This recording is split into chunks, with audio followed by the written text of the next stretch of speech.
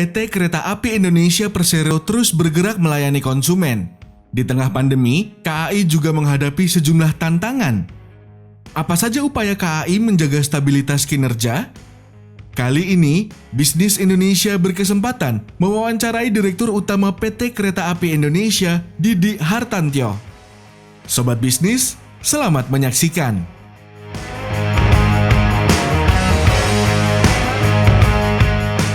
Terima kasih. Halo Sobat Bisnis, kembali lagi dalam program Tamu Bisnis. Kali ini saya Wisnu Wage, wartawan Bisnis Indonesia, kedatangan tamu spesial. Kalau posisi saya sekarang lagi hujan gede Pak di Bandung. Jadi untuk mudah-mudahan ini bisa menjejukkan pembicaraan dan situasi kita saat ini. Tamu kita spesial adalah Pak Didi Hartantyo, Direktur Utama PT KAI. Selamat sore Pak. Selamat siang. Selamat sore. Terima kasih Pak kehadiran Bapak dan rekan-rekan dari PT KAI. Hampir 1,5 tahun lebih kita berperang melawan pandemi COVID dan pelan-pelan sejumlah indikatornya sudah mulai membaik ya Pak. Jadi ada indikator-indikator penurunan tingkat keterisian rumah sakit, terus perjalanan juga pelan-pelan mungkin akan bergerak kembali dengan pembatasan yang makin baik gitu. Nah, 1,5 tahun lebih ini mungkin Pak Didi bisa ikut cerita Pak. Jadi bagaimana kiat Bapak menjadi konduktor BUMN di tengah masa pandemi. Jadi mungkin Bapak bisa sharing kepada kita sore ini. Silakan Pak. Baik, terima kasih Mas Wisnu Wage dan rekan-rekan semua dari Bisnis Indonesia, serta Pak Doni Martinus dan rekan-rekan dari PT Kereta Api Indonesia. Selamat siang Bapak Ibu sekalian, para undangan ataupun peserta podcast pada siang hari ini. Mas Wisnu, pertanyaannya memang suatu yang sangat relevan dengan yang kita alami saat ini, ya. Di mana saya ditugaskan menjadi konduktor tadi ya, disampaikan Mas Wisnu, kondektur, masinis, apapunlah istilahnya di PT Kereta Api Indonesia Persero. Itu terjadi di bulan Mei 2020. Ya. Seperti kita ketahui, pandemi mulai mewabah di Indonesia itu di awal Maret. Kemudian di pertengahan Maret sudah ada pembatasan-pembatasan yang dilakukan pemerintah, yang waktu itu pembatasan sosial berskala besar, dan itu langsung berimbas kepada kinerja PT Kereta Api Indonesia. Di mana yang terimbas adalah yang menyangkut transportasi manusia. Awal Januari, Februari, sampai pertengahan Maret, itu segala sesuatu ini normal. Namun begitu pertengahan Maret, situasinya betul-betul menunjukkan penurunan yang sangat signifikan, di mana angkutan penumpang turun 90%. Bahkan di beberapa hari lebih, dan di beberapa bulan, di bulan Mei, Juni, itu betul-betul kita hanya menjalankan KRL, kereta rel listrik di Jakarta, karena untuk kereta api jarak jauh, kereta api lokal, semuanya kita hentikan. Kemudian Lebaran di tahun 2020 betul-betul merupakan suatu momen yang merupakan titik nadir ya, di mana betul-betul itu menjadi suatu yang tidak pernah dialami oleh PT Kereta Api sebelumnya. Menjadi konduktor di masa-masa ini memang merupakan suatu tantangan yang besar, di mana PT Kereta Api Indonesia memiliki jumlah pegawai yang banyak, 28.000 di induk usaha. Kemudian kalau kita jumlah dengan 6 anak perusahaan, total 44.000 orang. Nah, apa yang kami lakukan? Mas Wisnu, kepemimpinan leadership adalah melayani. Jadi kami servant leadership, pemimpin yang melayani, bukan pemimpin yang dilayani. Ya. Nah, bagaimana pimpinan dalam masa pandemi bisa melayani para pegawainya, bisa melayani para pelanggannya. Jadi yang nomor satu adalah protect the people. Ya, protect the people. Artinya the people ini bukan hanya pegawainya, tetapi juga para pelanggan. Ya. Untuk para pegawai jelas, ya kita tidak melakukan PHK. Moga-moga sampai akhir pandemi ini tetap kita bisa pertahankan. Dan ada pengurangan-pengurangan tunjangan, namun untuk gaji tetap tidak ada pengurangan. Luar biasa, Pak.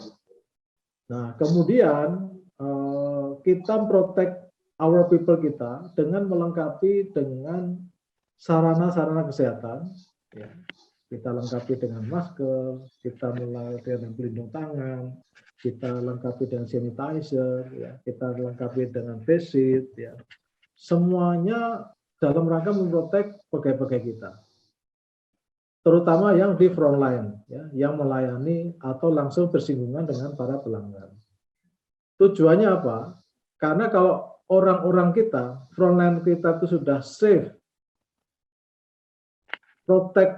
kita protect dengan baik, maka itu merupakan kunci bagi para pelanggan untuk meyakini bahwa layanan kita itu adalah safe, selamat, dan sehat.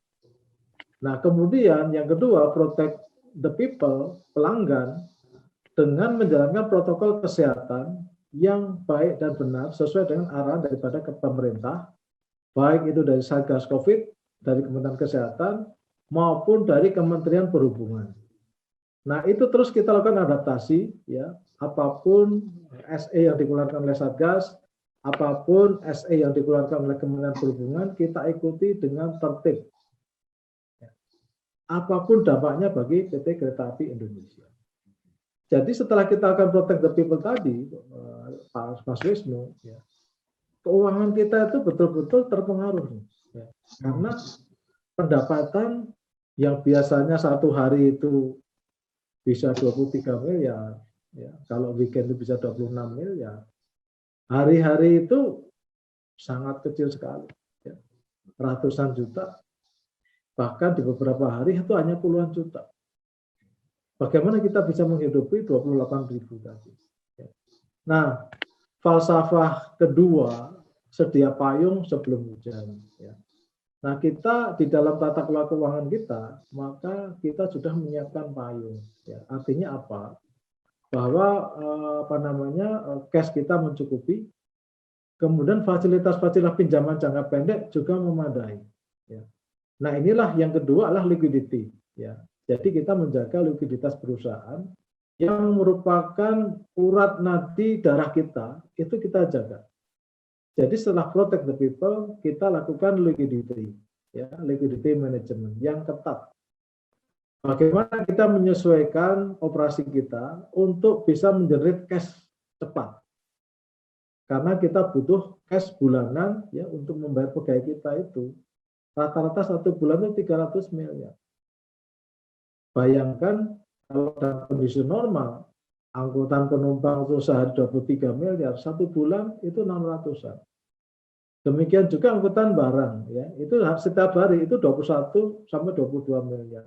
Satu bulan sudah 600. Jadi normal-normal kita itu 1,2 triliun satu bulan. Dengan biaya pakai 300, that's normal. Ya. Kemudian nutup biaya yang lain, kita dapatkan margin. Namun dalam situasi pandemi, angkutan barang relatif stabil atau di tahun 2020 itu hanya menurun sekitar 5% dibanding tahun 2019. Namun itu hanya sekitar 50% dari total pendapatan.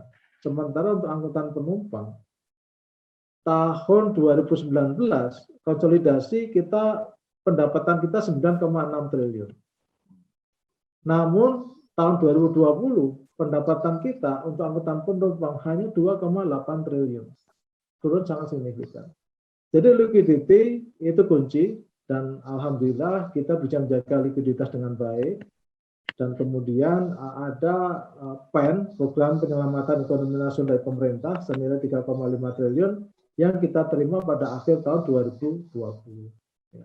Jadi pertama protect the people, kemudian kedua liquidity, yang ketiga efisiensi. Ya. Jadi dengan pendapatan yang turun, maka strategi kita berikutnya adalah melakukan efisiensi biaya-biaya. Ya, efisiensi biaya-biaya.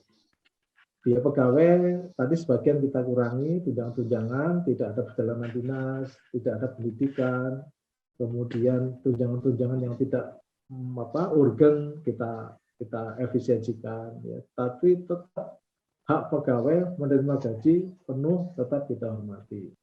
Kemudian kedua, biaya perawatan, ya, prasarana, trek, jalur, kemudian biaya perawatan sarana itu juga lakukan adjustment, ya.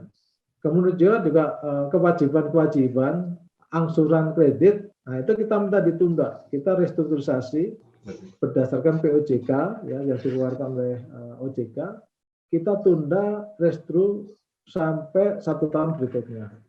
Dan ternyata sampai 2021 kan belum pandemi masih berjalan, ya. Nah ini OJK mengeluarkan aturan lagi bahwa restru bisa 1 tahun berikutnya.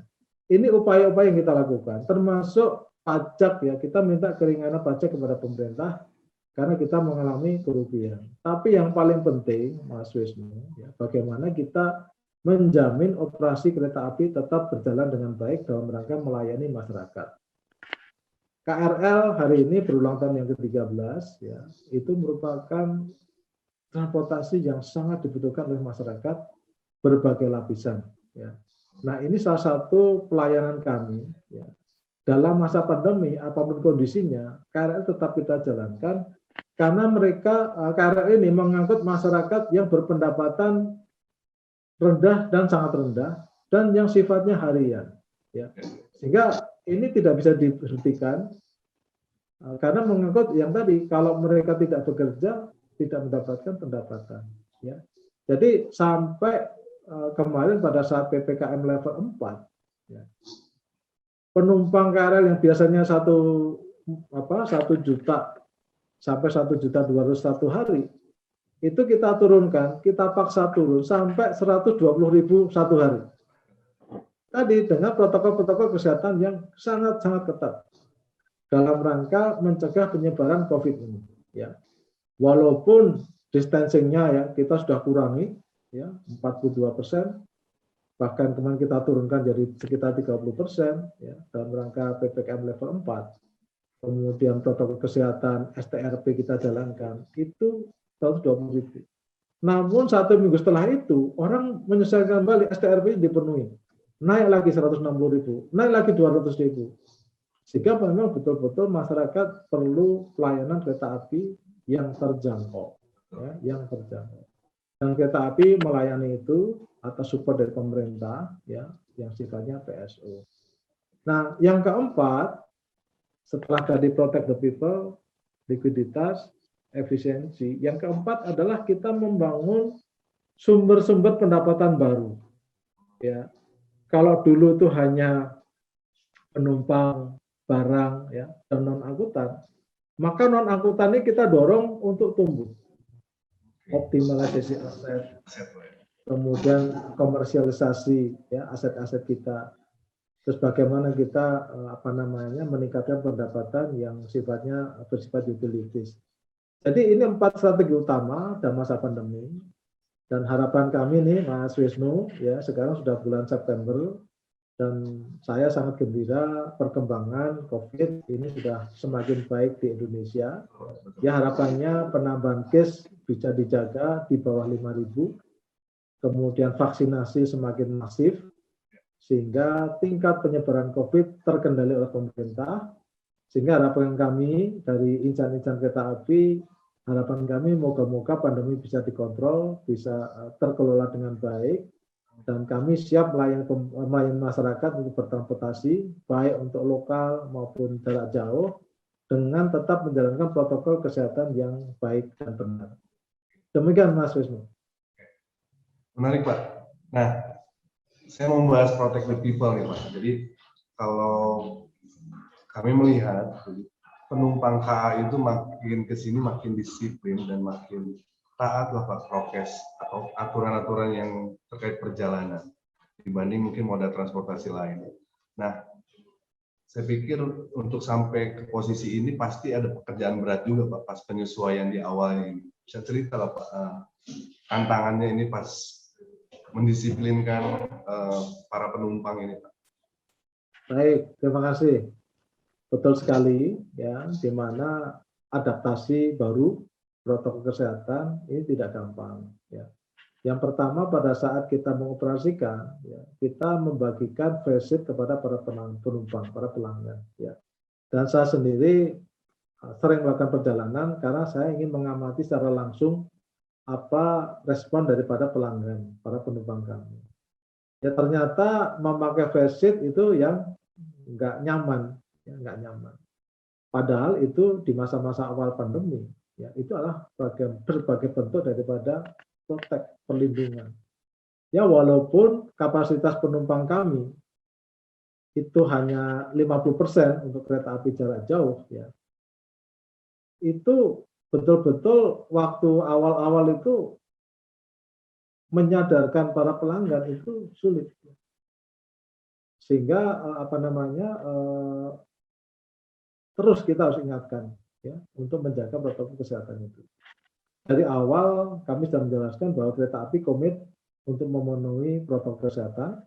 Di stasiun-stasiun kita sanitizer, kemudian kita sediakan sanitizer di berbagai sudut stasiun, tempat cuci tangan, ya, ukur suhu, ya. Kemudian begitu masuk itu harus memakai masker dan nanti setelah check-in mendapatkan face shield dan pada saat boarding memasuki kereta itu keretanya sudah disanitizer, kita sudah cuci bersih ya. Dan kemudian secara periodik petugas nanti akan membersihkan pegangan-pegangan pintu, kursi-kursi ataupun hal-hal yang sering disentuh oleh para pelanggan. Dan di dalam kereta, maka pelanggan menggunakan face shield. Nah ini yang masih waktu itu sulit ya, namun demikian dengan perjalanan makin lama makin baik, sehingga sekarang ini keterisian atau okupansi sudah meningkat dari 50, kita tingkatkan jadi 70%. Kemudian juga pemberlakuan antigen ya, antigen ini juga menambah kos tersendiri ya, di mana dulu masih di atas 100.000, akhirnya kita turunkan menjadi 85.000. Belum kemudian adanya Jinos ya, Mas Wisnu, di mana di seluruh stasiun utama kita ada sekitar 52 stasiun itu kita berlakukan ada antigen, ada Jinos, ada PCR ya. Semuanya mengandung biaya ya. Nah, inilah yang tantangan bagi para pelanggan kita dan bagi kami operator, di mana selain tiket maka pelanggan itu dikenakan biaya dalam rangka menjalankan protokol kesehatan. Ini yang sampai sekarang angkutan penumpang kita masih belum pulih ya, dan okupansinya masih rendah. Nah, harapan kami ini Mas Wisnu ya, moga-moga masyarakat semakin sadar akan protokol kesehatan sehingga pencegahan penyebaran ini menjadi gaya hidup kita sekarang. Karena pandemi ini tidak akan hilang karena kita akan hidup berdampingan dengan virus COVID-19 dan kita harus menjaga supaya semua insan penduduk masyarakat Indonesia ini bisa divaksinasi sehingga potensi penyebarannya bisa terjaga. Saya rasa itu Mas Wisnu. Nah, Pak, jadi tugas KAI itu dua mungkin Pak ya, kalau penilaian saya jadi pemulihan ekonomi atau pemulihan kondisi keuangan dan bisnis KAI, tapi di sisi lain juga Bapak dan rekan-rekan tengah menciptakan sebuah moda transportasi darat di era new normal nanti gitu Pak. Karena menurut BNPB dan Kemenkes kemungkinan April kita sudah mulai memasuki endemi. Jadi sebenarnya dua tugas ini yang Pak. Jadi KAI sudah siap ya Pak dengan moda transportasi terutama darat di era normal KAI lah yang paling terdepan, terutama di darat. Ya, Mas Wisnu. Jadi kami menyadari bahwa kereta api pada saat normal kita bisa mengangkut 419 juta penumpang tahun 2019 ya. 419 juta itu bukan jumlah yang kecil. Nah, itulah yang menjadi tanggung jawab seluruh insan KAI bagaimana menjaga masyarakat agar dapat bertransportasi dengan aman dan sehat ya. Nah, ini yang selalu kami ingatkan kepada seluruh jajaran kereta api, dan di masa awal pandemi kami direksi itu berkeliling ke seluruh daop ya, dan divre untuk bersama-sama membangun kesadaran bahwa kereta api harus beradaptasi, harus menyesuaikan dengan situasi yang sudah berubah. Karena dengan adaptasi itulah maka kelangsungan usaha bisa terjaga dengan baik dan pelayanan kepada pelanggan ini bisa terus kita pertahankan. Jadi itu rasanya Mas Wisnu ya yang menjadi tanggung jawab kita, dan sekarang ini di masa pandemi tetap kita membangun optimisme bahwa pandemi ini suatu saat akan terselesaikan dengan cara-cara yang baik mitigasinya, walaupun pandemi ini tidak akan hilang dan akan menjadi endemi, namun gaya hidup masyarakat dalam bertransportasi ini kita harus adaptasi, sehingga pola-pola operasi kita ini akan menyesuaikan dengan adaptasi ini, dan harapan kami, para pelanggan kami, masyarakat bisa menyesuaikan juga sehingga kita bersama-sama membangun transportasi yang sehat di masa pandemi ini. Begitu, Mas Wisnu. Oke, tadi di luar urusan pengelolaan kereta api, saya ingin tahu kesan dan pesan Bapak selama memimpin kurang lebih 1 tahun lebih ini, Pak, memerankan fungsi PSO di dalamnya terus di tengah pandemi seperti ini. Mungkin Bapak bisa membagi ceritanya. Ya, terima kasih. Jadi kembali bahwa kereta api melayani seluruh lapisan masyarakat, ya, seluruh lapisan masyarakat.